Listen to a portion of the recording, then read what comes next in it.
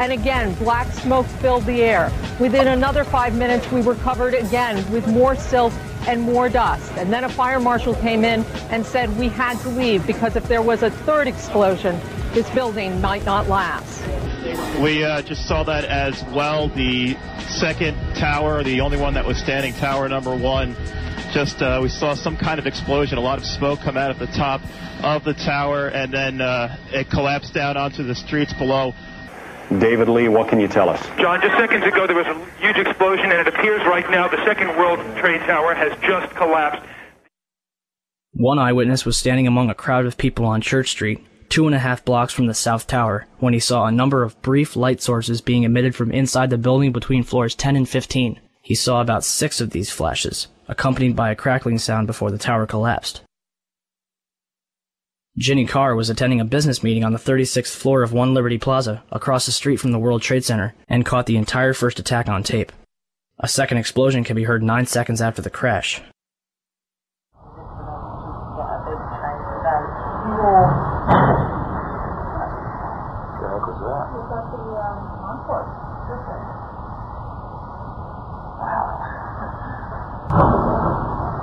sounds like something crashed.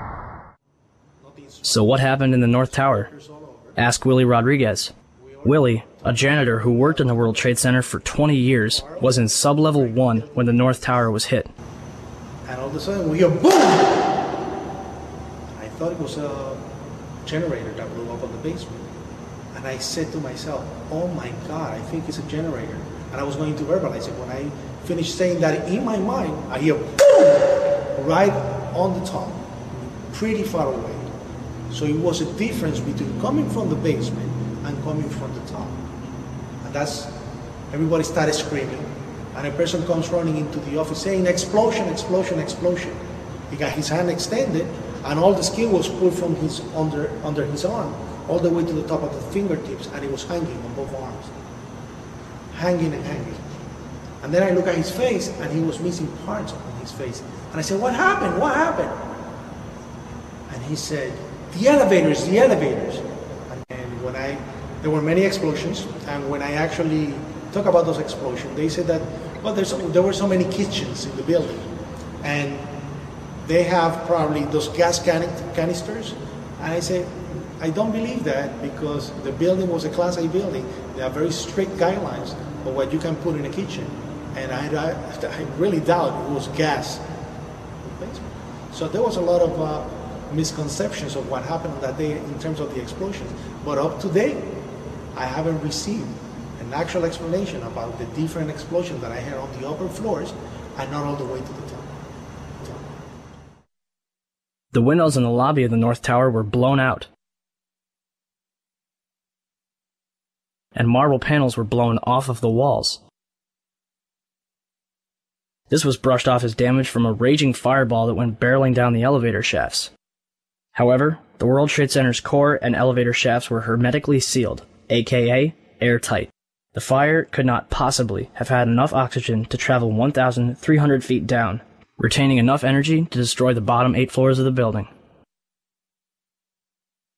On 9/11, New York City lost 343 firefighters at the World Trade Center. Since they were the ones inside the towers before and as they collapsed, I'd say they've got a pretty good grasp on what happened.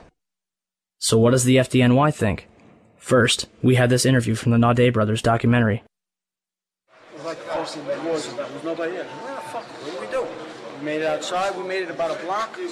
We made it at least 2 blocks, and we started running. Floor by floor, it started popping out. It was if they had detonated. They were planning to take down a building. Boom, boom, boom, boom, boom, boom, boom. All the way down. I was watching it and running. Just ran up West Street. And then you just sort of, this cloud of shit chasing you down. Couldn't outrun it. In these interviews, numerous members of Engine 7 described explosions preceding the collapses, not to mention the damage to the lobby of the North Tower. I heard a loud boom. And my first thing, I was right at the desk there on the left-hand side when you come into Tower 1. And I walked out, I didn't go out. I walked to where all the doorway was, the glass were broken, and I looked out, and I seen in the building across the street, I seen the shadow coming, I seen just the shadow in the building across the street coming down. And with that, I wasn't expecting to see the damage that I saw in the lobby, and the people, the bodies, the burnt people, the injured people. I really wasn't prepared for that. The lobby is about 6 stories high, and the lobby looked as though a bomb had exploded there. All the glass was taken out. There were 10-foot by 10-foot marble panels that were once walls. They were loose from the wall of the Trade Center. I went around by the freight elevator, and I could see it was just blown. It was just a giant shit. 30th floor. We hear another explosion. And at that time, we heard a huge explosion. Firefighter Louis Caccioli told People Weekly, "I was taking firefighters up in the elevator to the 24th floor to get in position to evacuate workers. On the last trip up, a bomb went off. We think there were bombs set in the building." For more than a year, the Port Authority blocked the release of a tape of firefighters' transmissions from the World Trade Center on 9/11. In November 2002, the tape was finally released to the New York Times and other news outlets. Why did it take so long to get the tape released? I got an eyewitness who said there was an explosion on floor 7-8. 7-8. We've just had another explosion. Warren Street because of the secondary explosion. We've got numerous people covered with dust from the secondary explosion. And we got another explosion on the tower, 1013, 1013. Number 2 has had a major explosion and what appears to be a complete collapse surrounding the entire area. Who's involved in the secondary explosion at Tower 1K? I've got 5. Chief Palmer had reached the fire on the 78th floor of the South Tower and devised a plan to put it out. We got 2 isolated pockets of fire. We should be able to knock it down with 2 lines. Right know that. 78th floor, numerous 1045 call horns. If the 78th floor was a raging inferno like the government would have us believe, then Palmer wouldn't have gotten as far as he did, and certainly wouldn't have been able to put it out. On August 12, 2005, an additional 15 hours of radio transmissions and transcripts of interviews with firefighters was finally released to the public. Firefighters described 2 events consistent with a controlled demolition: bright flashes from inside the building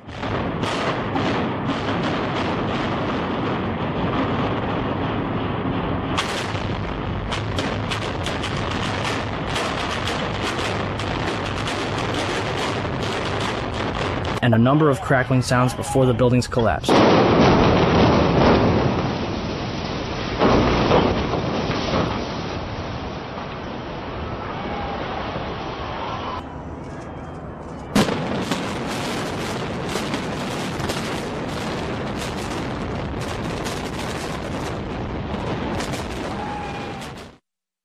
What does science have to say about the collapses?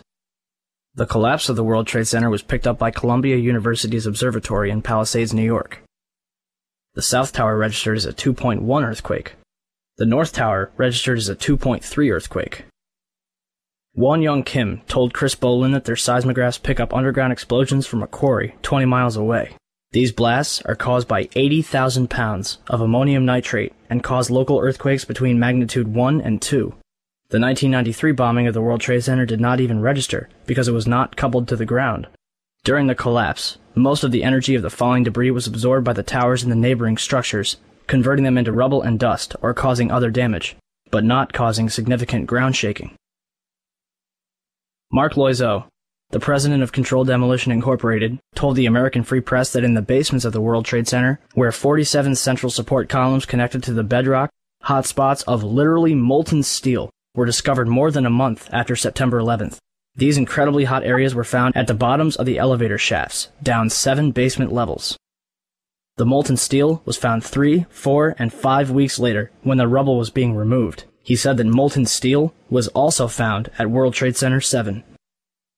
The highest temperature was in the east corner of the South Tower, where a temperature of 1,377 degrees Fahrenheit was recorded. The molten steel in the basement was more than double that temperature. Do you still think that jet fuel brought down the World Trade Center? In all the videos of the collapses, Explosions can be seen bursting from the building 20 to 30 stories below the demolition wave. Here,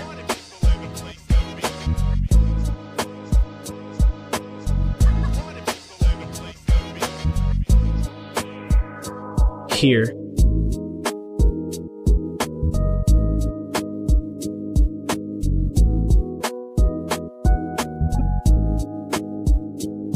here,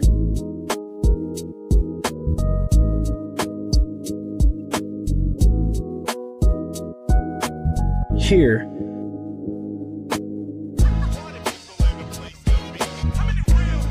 here,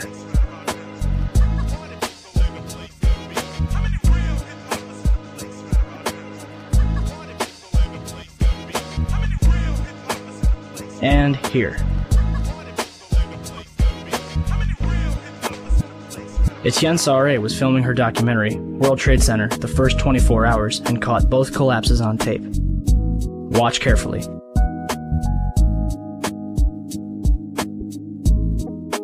The tripod shakes 12 seconds before the North Tower begins collapsing. And something is knocked off the right-hand side of the building.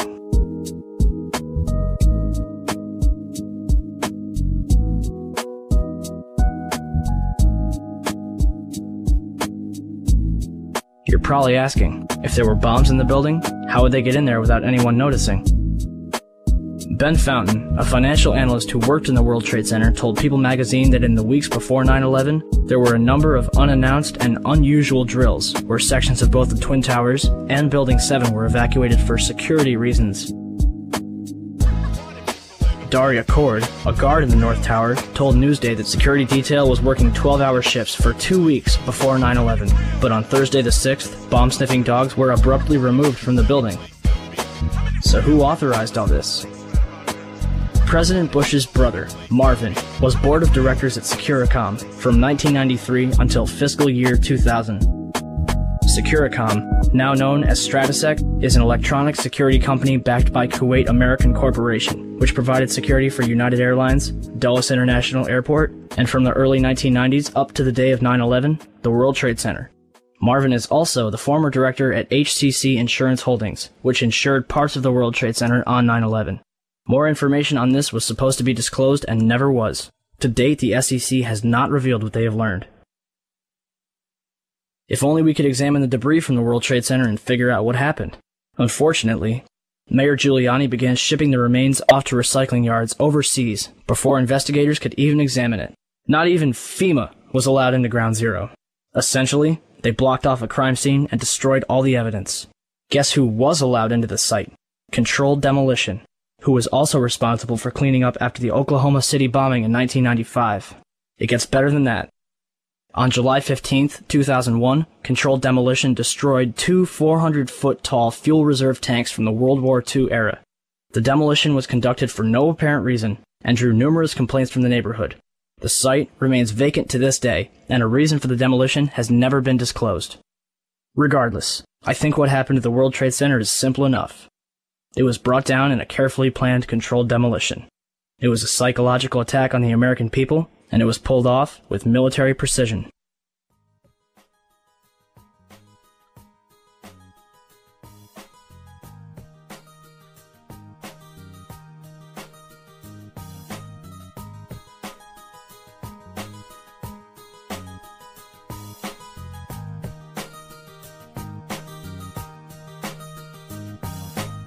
(10:06 a.m., Shanksville, Pennsylvania.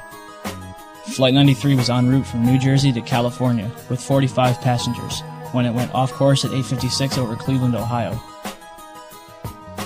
According to the official story, Flight 93 was headed for the White House when it was overpowered by a group